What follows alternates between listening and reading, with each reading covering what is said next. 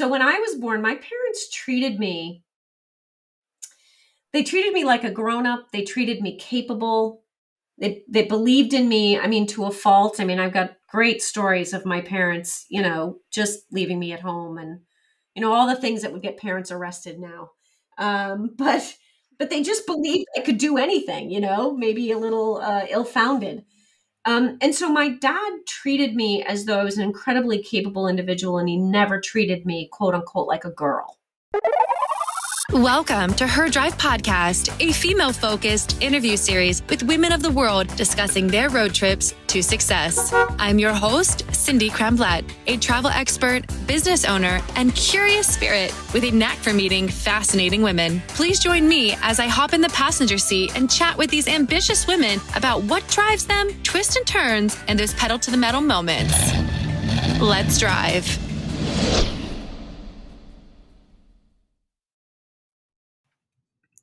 Hello and welcome to Her Drive Podcast. It's hard to believe that we are nearing the end of the year. I reside in Texas and am lucky that the leaves have not turned and started to fall like it has in many other parts of the country. And there's still a lot of beautiful landscaping all around me. I grew up in the Northeast, and landscaping really kind of went by the wayside when winter came. So I'm really excited to be talking about today's guest, whose really career, from what I understand, has been within the landscaping space. And Monique has broken out into being an author. She is a business coach who focuses on branding, team building, and creating a positive culture, which is really something special, especially in a male-dominated industry like what she's in. So without further ado, I would like to welcome Monique Allen to Her Drive. How are you? I'm doing great. What's your story? What is it that you're doing? How can you wrap that into a beautiful bowl?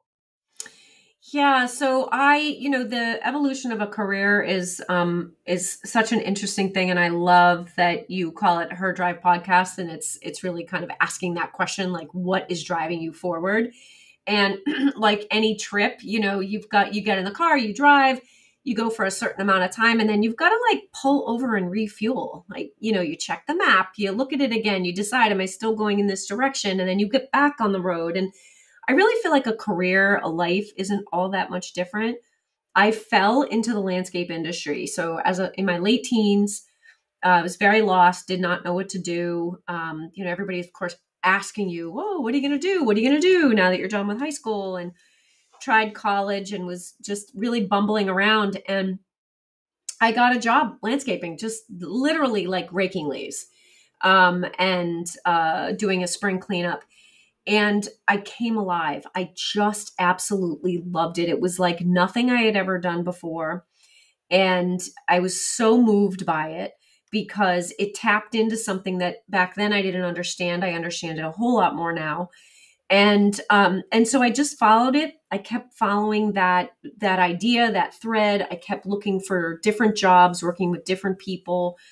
And I got a mentor, a really wonderful woman who was a designer and just a real specialist, something that, this is back in the 80s, so something that wasn't as popular as it is now. The word perennial, didn't exactly roll off the tongues of people in the 80s. And so I just kept following it. I did end up completing college. I did a degree in entrepreneurship. My father's an immigrant from the Middle East and a self-employed family. So all these things kind of started to coalesce and come together. And I fell in love with a thing to do, realized that I had the drive and the ambition and maybe a little bit of audacity. And so just I kept moving and learning. And here I am 37 years in. I have a multi-7-figure landscape company that focuses on fine gardening. So we really are fine gardeners. We're horticulturalists. So I don't own a lawnmower. Well, I have one little one, but we don't mow lawns. We don't do big spring and fall cleanups. We don't plow snow. So we don't look like the other landscapers. We're really dealing with horticultural excellence. We're dealing with how to develop beautiful spaces that help to draw the energy and the vitality from the land so that the people who interact with these landscapes also feel like they're fulfilled. They start to love their homes. Instead of worrying about curb appeal, they start to experience the arrival at their home. And that's so different. One is kind of like an applique of pretty, and the other is a vibrational resonance that actually comes right through your body, where you can actually drive home from a long day of work or from just errands or whatever and drive into your driveway and actually exhale a sigh of relief. That is our goal. That is what we do. We help people to develop their home spaces and their business spaces so that they really, really encapsulate the best possible organization, the best possible health vitality, and it's got to have pop, right? It's got to have wow factor and feel really yummy and delicious. And that is what a lifescape is. So that's what I do in the actual landscape. Wow. I'm extremely blown away. And so much of what you said really, for lack of a better word, resonated with me. I think our home spaces are so extremely important to our well-being and just a sense of peace within ourselves. Mm-hmm. And whether you live in just, a one-bedroom apartment or a large estate, I think it's very important to love everything, or as much as possible, that's within your domicile. So why not have the external be that first place of coming home to take that big, relief and feel immediately better that you're home and just very welcome. Yeah, especially now. Oh, sure. Mm-hmm. Yeah. Absolutely. So kind of going back to the more of the beginning of your story, getting a job in landscaping, how did your interest grow from there, and how did you start to understand the importance of resonance within the gardenscape? Well, I look at my career kind of in decades, right? Sort of these 10-year chunks. And the first 10 years, I was really exploring. So at the very beginning, like when you start something, like when you start in the trades, any of the trades, they're crafts. And as much as DIY wants to tell everyone that they can do everything, sure, I can change out a light socket if I jump on YouTube and, follow the directions, but it doesn't make me an electrician. And this idea of being a professional gardener has a lot to do with the fact that you are tuning into a life force vibration. You are actually tuning into the planet. And in order to be really, really good at it, you kind of you got to build a relationship with it. And what I didn't know in the beginning, I was had a lot of trauma in my early years, and part of my lostness was, I just was sort of untethered and ungrounded. And when I started working in the soil, literally having my hands in the soil, being dirty, being in the sun, sweating, working physically, I was so drawn to that. It was so grounding. It was so regulating. It was, neurologically regulating. It was physiologically regulating. It was mood regulating. And so these were all things that I needed. And so I followed it mostly because I felt alive in it, and I felt safe and good and held in it. And then what started to happen was I started to get curious. I had a mentor that would ask me questions and would kind of quiz me as we were working, and chastise me if I did something wrong, or very bad, but as any good mentor would. But what happened is that my curiosity was sparked. And when someone's curiosity gets sparked, truly sparked, it's very hard to turn that off.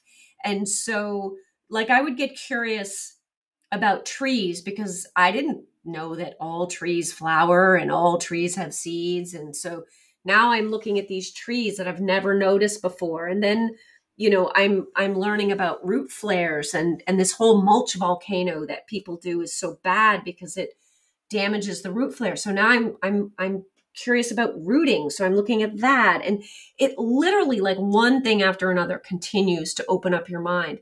And for me, because I was entrepreneurial in spirit, probably in my DNA, because I had entrepreneurs on both sides of my family, um, I always saw a way to do it better. I always saw another angle or way to make money or to upsell or to add.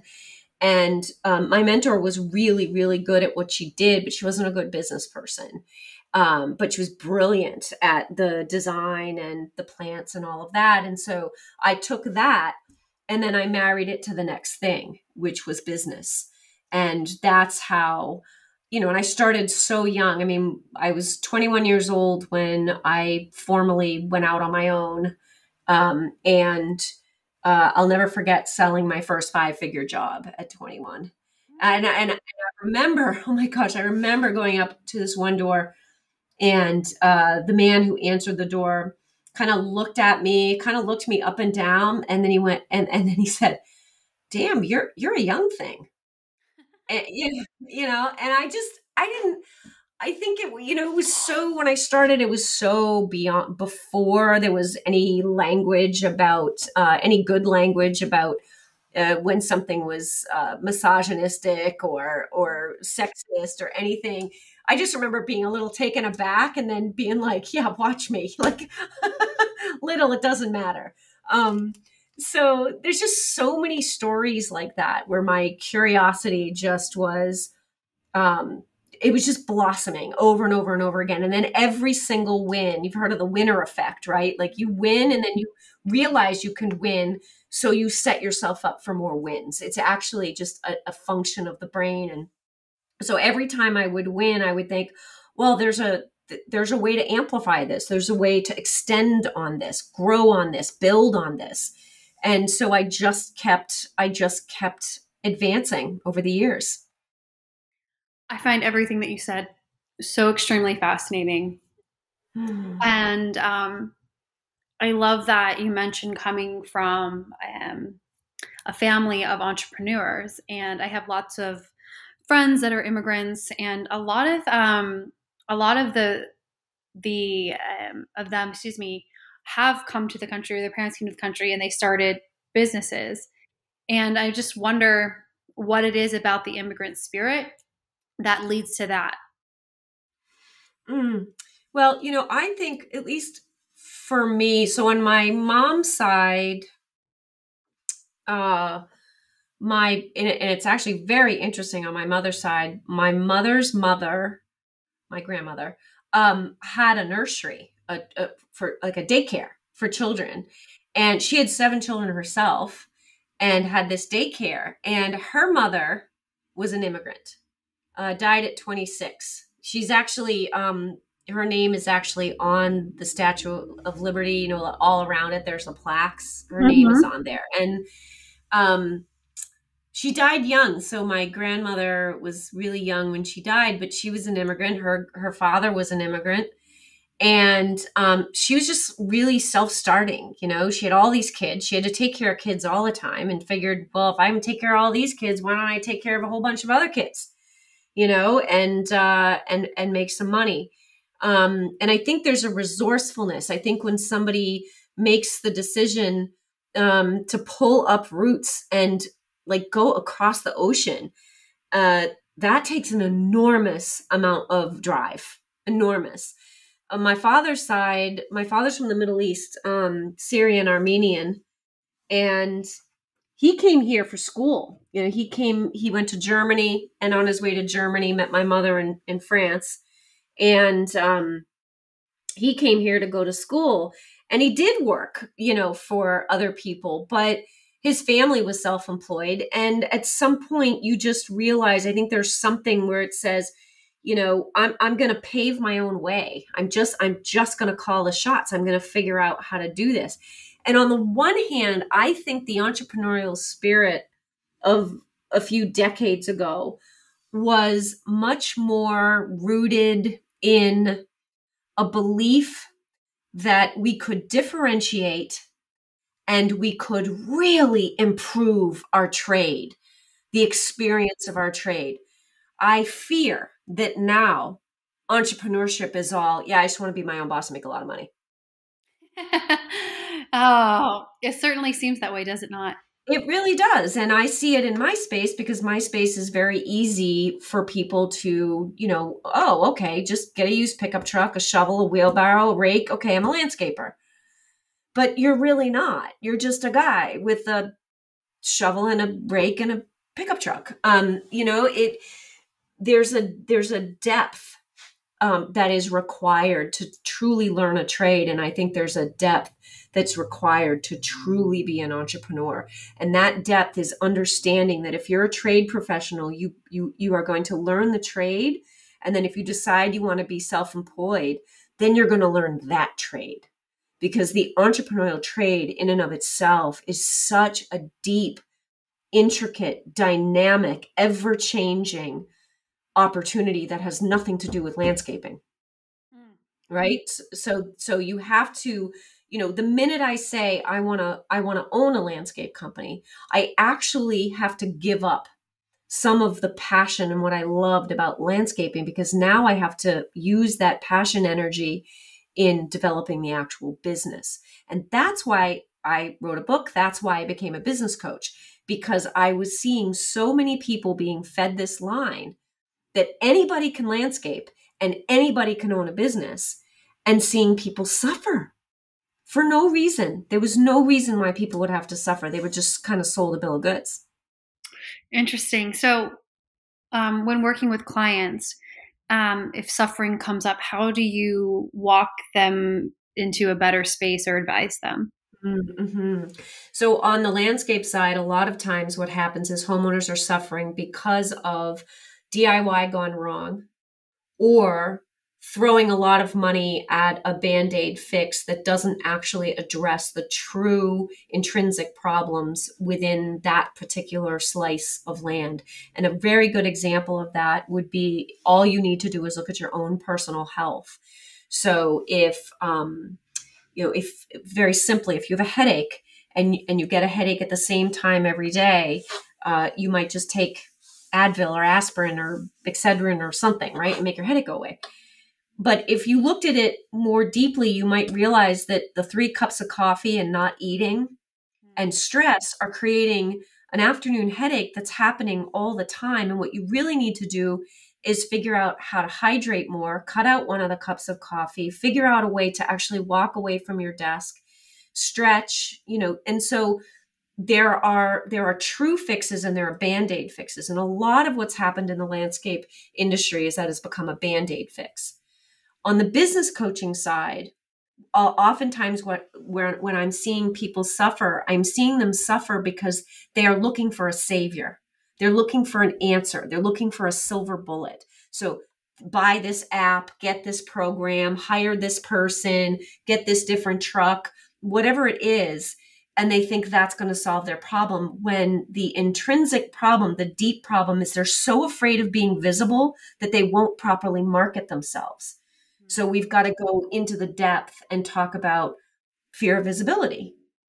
And so I think anywhere you go, and the landscape has been a great teacher to me, what it's taught me is that most of our suffering is a construct within our mind that happens because we think there should be an easy way out.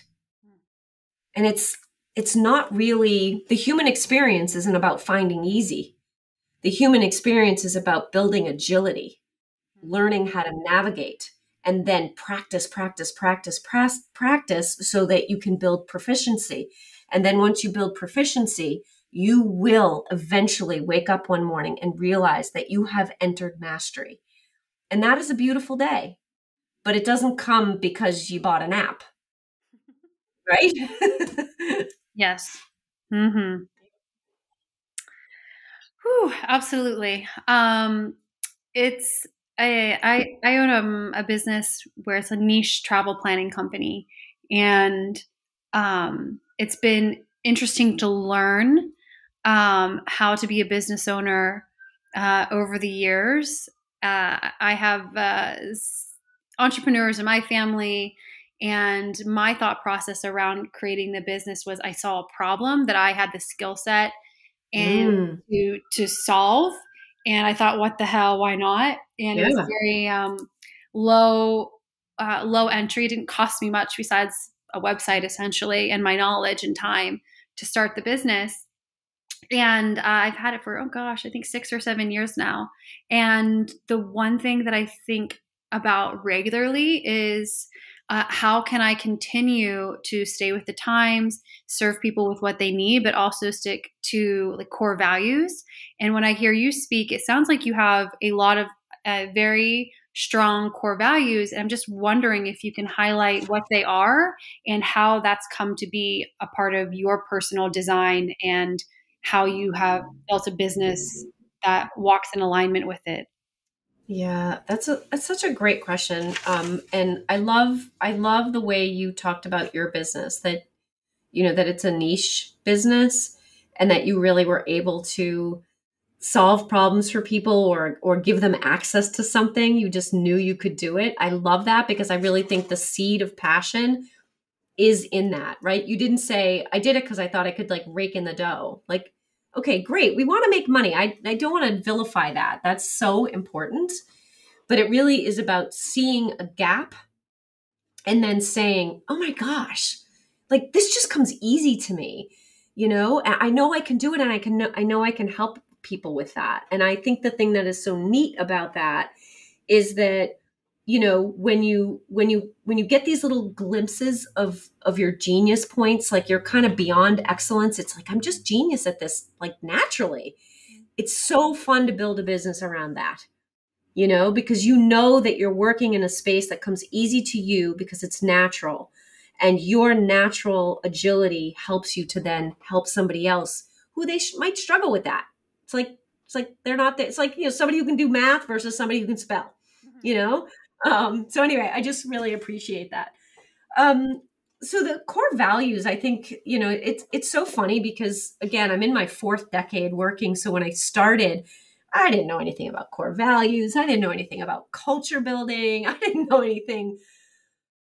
I was spending so much time learning about landscaping, that these things, didn't really enter my field in that first decade. It was probably toward the end of the second decade that they really started to enter. And where I am now is, so I believe in a triple bottom line business. And the triple bottom line for me is structured this way. I have this visual with like three circles nesting in each other, and the big circle in the back is the planet. This is the planet we live on. It's the only one we get.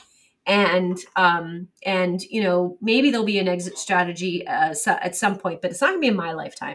So my job is to make sure that I am always considering the planet in my business. And I don't just mean in my landscaping business. It just happens to be that my founding business is a landscaping company. But even in my coaching business, I think a lot about the planet. And then the second circle is people. If you want to do anything, you're going to consider the people. It doesn't matter what you do. If you do something with people, for people, in teams, in collaborations, whether you're working remotely or working in person, it doesn't matter. You're integrating with people. So the consideration of people is going to be very important. And then we can think about profits. Right. And it's not like I won't think about profit until these other two things are done. It's that I am constantly, concurrently thinking about all three, that they are so, so important. And that is the deep, deep core baseline of the company. And then at all of my work. And then within the garden continuum, I actually took it a step further and divided it up a little bit and created 5 values that I talk about here all the time. And the first one is nature, right? We're eco-friendly. We're an eco-friendly company. We're always asking the question: is this benefiting the planet or is this harming the planet? So a business decision we made was to become hyper local.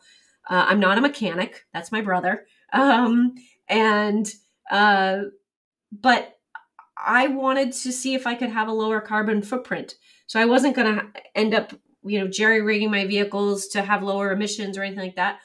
I was very simplistic about it. I'm like, well, if I want to use less fossil fuel and create less emissions, maybe I should drive less.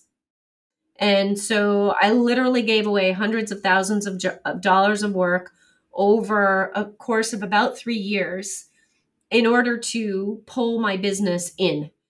And the result is we pay way less in fuel. Like my bookkeeper can't believe it. I work with an industry bookkeeper and they're like, how do you consume so little fuel? Like, well, we don't drive very much. 50% of my work is in one town. Remember, we're a multi-million-dollar company, so that's saying a lot. And then about 40% is in all of the surrounding towns. And then about 10% or so is special work that we will travel a little farther for. And when I say travel a little farther, maybe 45 minutes. The average landscape company is sometimes traveling 2 hours to get to jobs. And so this is how I was able to really parlay this nature and being eco-friendly, that value, into business success. And I won't go through all of them, but with a lot of detail like that. But the next one is people. We're always working in kind, compassionate ways. And that's very easy to do when you like everybody and when everything is going great. The key is, can you be kind and compassionate when the shit is hitting the fan? Like, how do you do that? How do you manage yourself? How do you work in response rather than in reaction? And that's something that we teach to here all the time. The third value is systems. We just believe that accuracy and precision are really, really important. And the next one's education and being ever coachable. And the idea with education is that you're not always the one teaching somebody else. You have to be open to constructive criticism, critique, direction, and mentoring. That's really important, or you're never going to get anywhere. You have to be able to unlearn something in order to learn the next thing. And that's can be a very hard thing to do, especially in the trades. People get very steeped in what they think they know. And then the last is a sense of fun and playfulness. Really just being able to look at this as, sometimes it's a little laughable, but when you can do that, you can actually administer self-care in a way that is fundamentally empowering. So having a good laugh, often at yourself, is, I think, a really critical skill. And that's hard to do because sometimes you'll feel embarrassed or you'll feel completely awkward about something, but at some point you just got to laugh it off and move on and know that, either you're going to learn from it or you're going to have a great story to tell.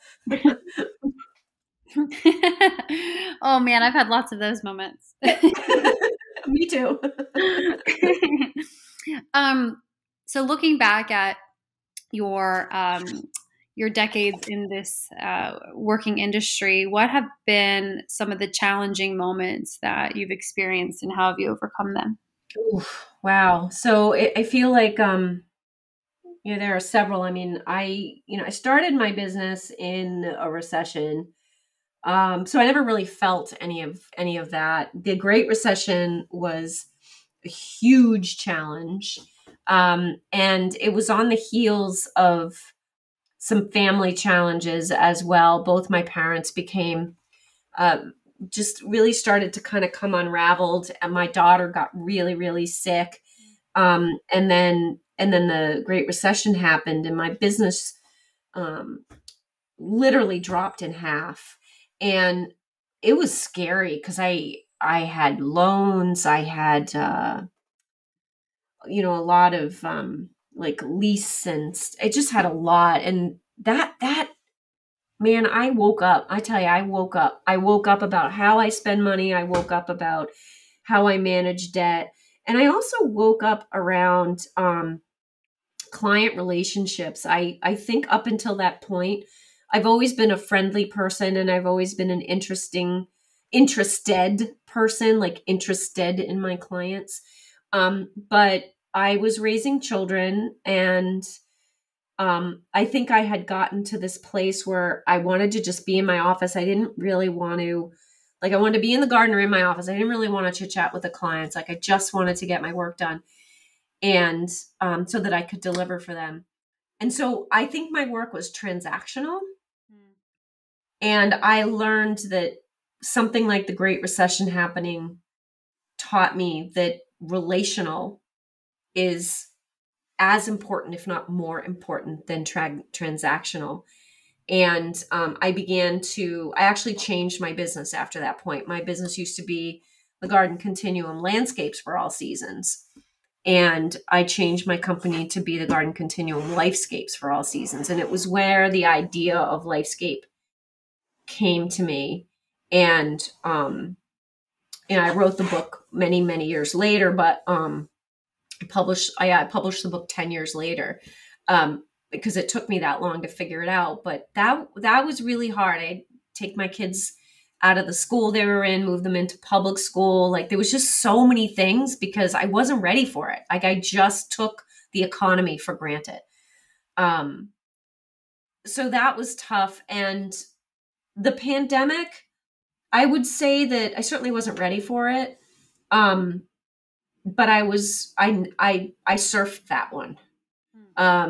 Because I was already so relational. I had a really good differentiator. I had really good relationships with clients, with employees, with vendors. So yes, it was hard, but the recession was harder for me. And then I think the other thing that was super hard for me was learning as a business owner, as a woman, that what I want and what I am driving towards is okay. And I don't need to prove it to anybody. I don't need to sell it to anybody. I don't need to justify it to anybody. It's mine.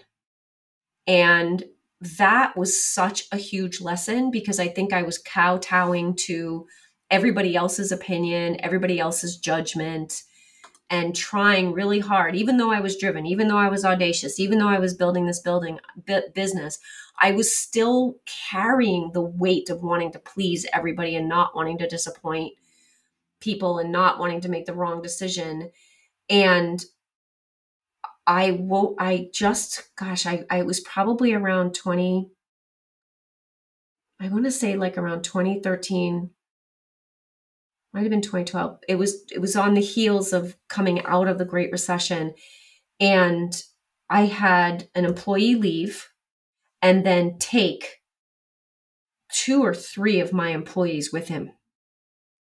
And I realized that I had lost track. I had absolutely lost track. I was not building my business. I was building the business that everybody else wanted me to build. And I'm telling you, I woke up, Cynthia, it was like, I need to think about this differently. And I really dove headlong into writing the book. I really wanted to decide, like, why are you doing this? What is your purpose? Can you please codify this? Can you put the meaning into words? And then it became a book, and it really helped me because now I tell people, this is how I do it. I'm a benevolent military, right? Like we wear uniforms. I wear a uniform. We have a clock in, a clock out. I clock in and clock out.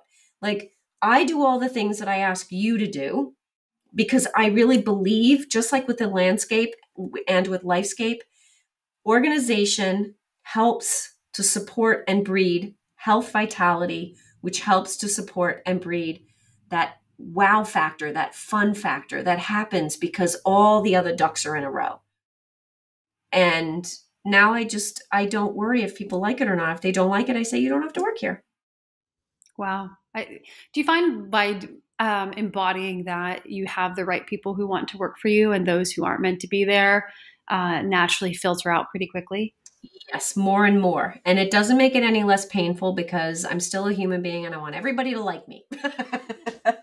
But it's just, I'm a Virgo, I'm driven, I'm opinionated. I state my opinion like it's a fact, even though I know it's my opinion, but I'm like, I can't change it. And I think I shut myself down and I shut myself up so much because of the judgment of others that I'm at the point now where I just do what I do. And if you think it's micromanaging, or if you think it's bossy, or if you think it's overly opinionated, then I just say, okay, you can think that, and you can decide whether you're in alignment with the way I'm pushing the business and stay, and I will work with you because I love collaboration. I don't need to do anything alone. That's not my way.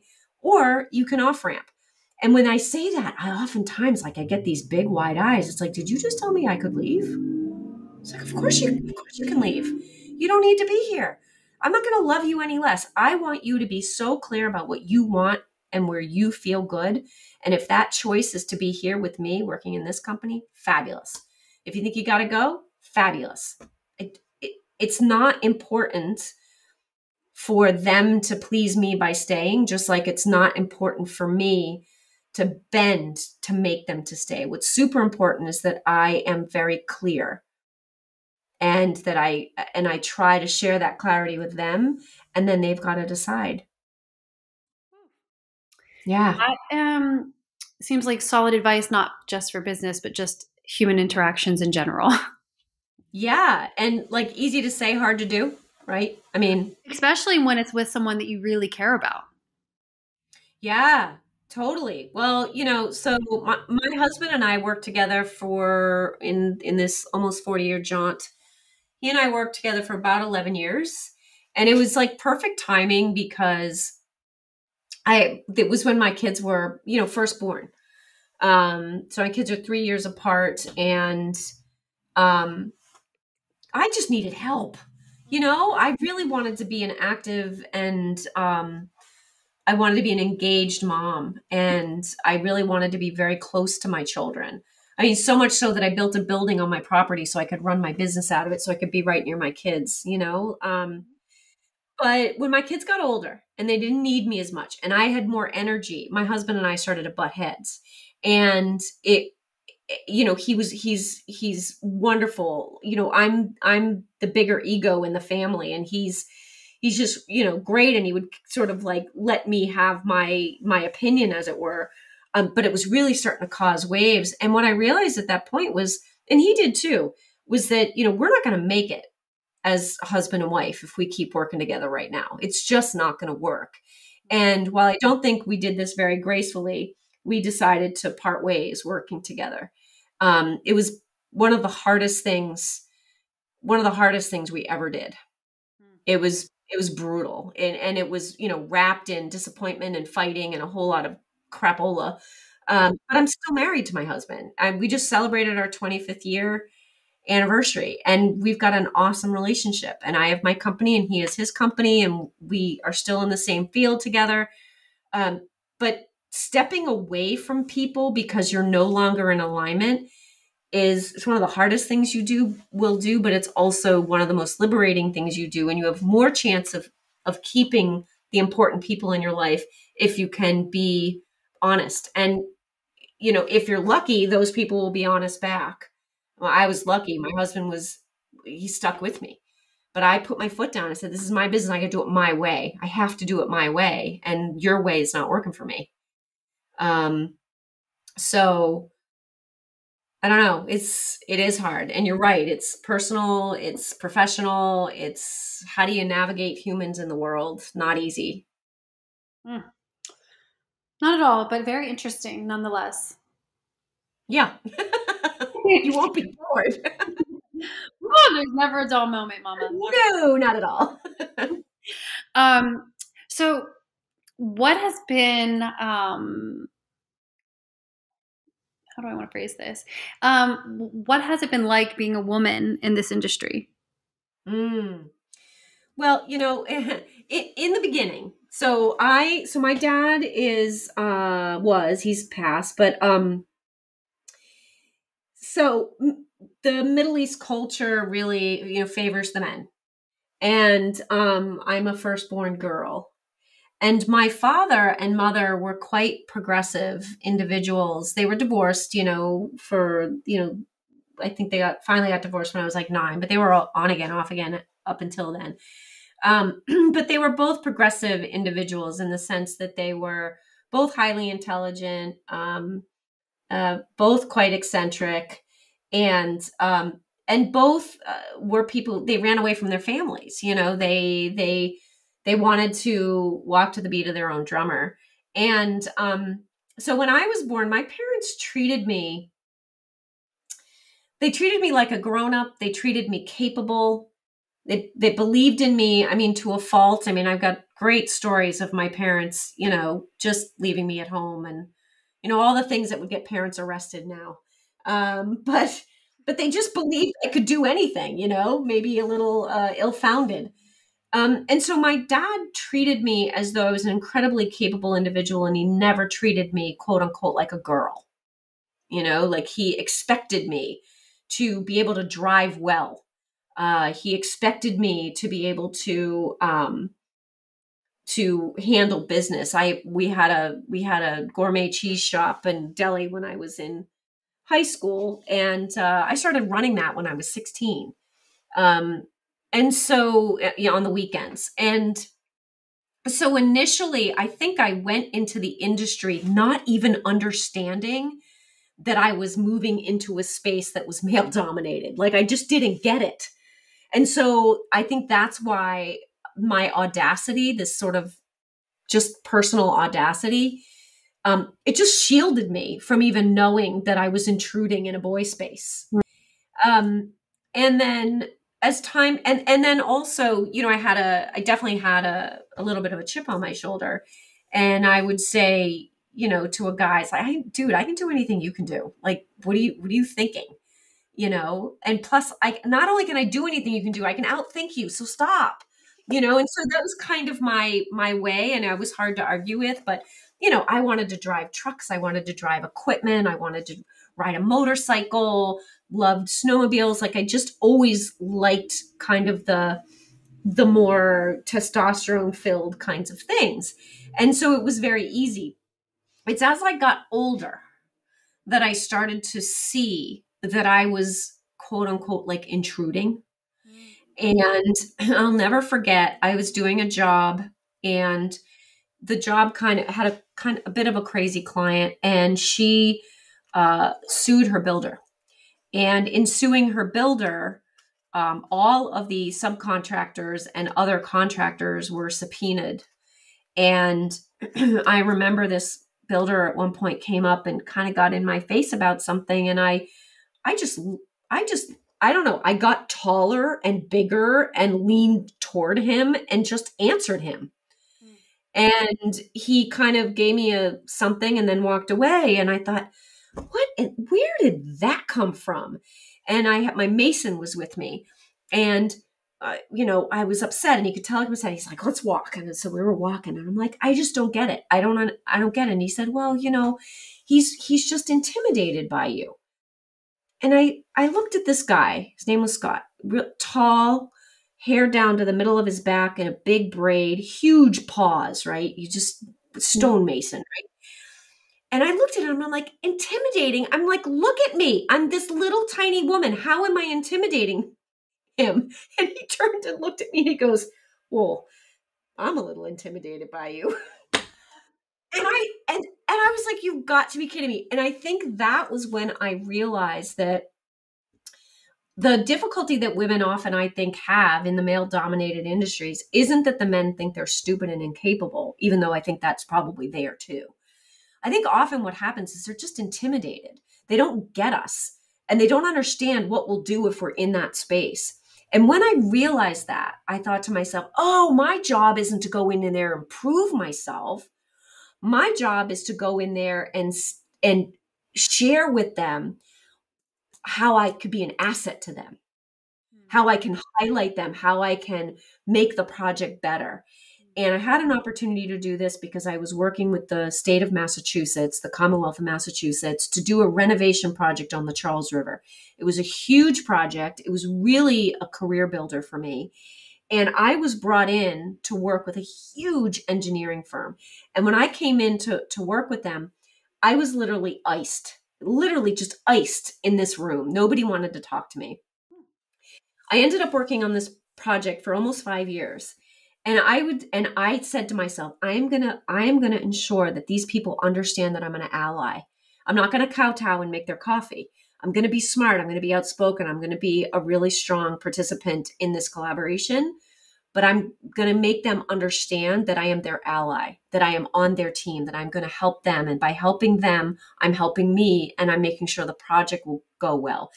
I just put my ego aside and I started to assess each of the men in that room and how they needed to be worked with and how they needed to be approached. And I will tell you, within 6 months, I was friends with all of them. I was working in their office. I was being invited to do collaborations with them in their office.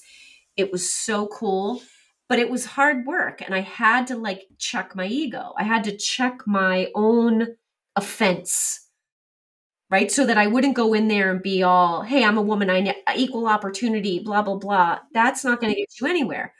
Instead, I had to sort of check my ego, check my offense, and instead say, okay, how do I work my way into this group so that they see me as valuable? And I mean, granted, not every person is going to love me. I get it. But the people that mattered and the groups that mattered, I knew I made an impact. And I've just been doing that ever since. It's just one person, one human being at a time. If we approach people as humans, and not race or gender or religion or political affiliation, we approach them as humans, then what we realize is we are all one. And we can do really beautiful things when we do that. Absolutely. I think in saying like checking your ego, it's disarming for other people that you're interacting with, and allows them to see that oneness as well. There's a certain ease that comes with it, and it's almost like giving people permission to like you. It's like I don't know how else to define it, but I know exactly what that feels like. And I like to say one of my gifts is being able to read people and see their needs and how to communicate with them and really connect with people relatively quickly and become buddies, pals, friends, find something that's common ground. And it just leads to a natural likeness for each other.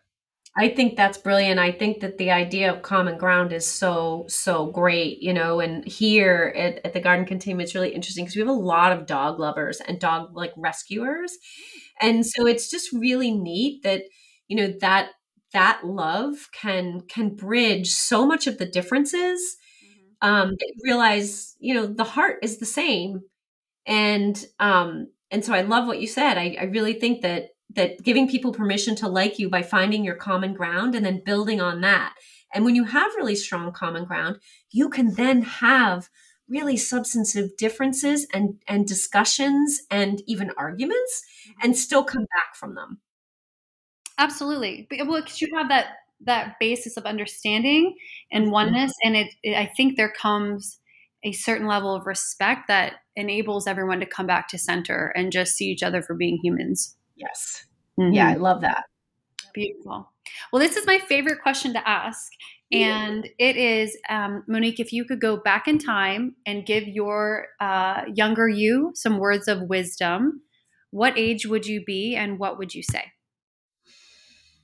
Wow. I think that I would be, gosh, that is such a good question. And I've heard you ask other guests, and I've been kind of thinking about it ever since. I think I would give my 18-year-old self, I would sit her down and I would tell her that she's enough, that she doesn't have to prove anything to anyone, that she can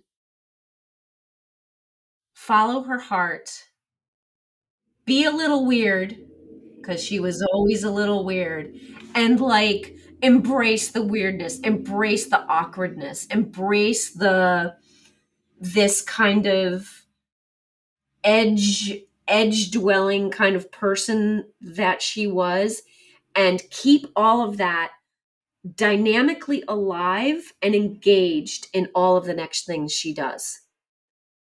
And yeah.